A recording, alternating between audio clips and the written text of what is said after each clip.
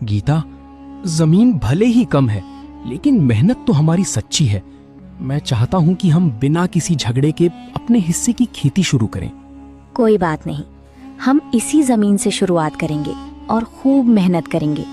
अगर भगवान ने साथ दिया तो एक दिन हमारी जिंदगी में जरूर खुशहाली आएगी। इसके बाद दोनों मिलकर खेत की खुदाई शुरू करते हैं। वहीं दूसरी ओर रवि हल से अपनी जमीन जोत रहा था। तभी सीता पानी लेकर आई और रवि से कहने लगी, जरा देखो तो, हमारा खेत पूरा पसरा पड़ा है और उन दोनों को देखकर ऐसा लग रहा है जैसे किसी बाड़े में खेती कर रहे हैं। चिंता मत करो, माँ का आशीर्वाद है हम पर। अब देखना हमारी फसल कैसे लहलहाएगी। अमन तो बस पढ़ा लिखा किसान है, असली खेती करना उसे आता नहीं। शाम का समय, घर में गीता और अमन थके हुए आते हैं। गीता, आज पूरी जुताई हो गई, कल से बीज डालना शुरू करेंगे।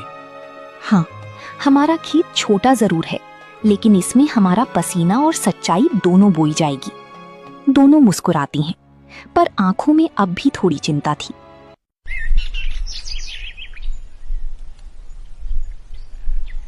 अगली सुबह गांव के चबूतरे पर कुछ बुजुर्ग बातें कर रही थी। सुनो, रवि ने तो बिना पंचायत की बात माने ही ज्यादा जमीन पर कब्जा कर लिया। अमन भी जमीन कम होने के बावजूद भी खूब मेहनत कर रहा है। यही तो असली किसान की पहचान है। कुछ हफ्तों बाद दोनों खेतों में फसल उगने लगती है। रवि का खेत फैला हुआ था, लेकिन उसमें जगह जगह सूखापन था। वहीं दूसरी ओर अमन का छोटा सा खेत हरा भरा दिख रहा था। गांव वाले गुजरते हुए चर्चा करते हैं, कम जमीन में भी अमन की फसल देखो कितनी लहलहा रही है। यही होता है सच्ची मेहनत का परिणाम। रवि ने तो काम बैलों से करवाया, लेकिन अमन ने अपने आप खेत की खुदाई की और बीज डाला। रात का समय, हल्की बारिश हो रही थी।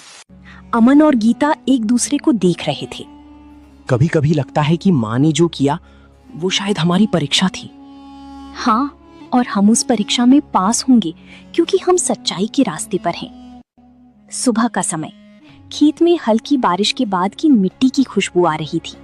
अमन अपने खेत में खड़ा फसल को निहार रहा था। गीता टिफिन लेकर आती है और फसल को लहराता देख खुश होती है। देखिए ना अमन जी, हमारी छोटी सी खेत की फसल कितनी हरी भरी है। लगता है जैसे धरती मुस्कुरा रही हो।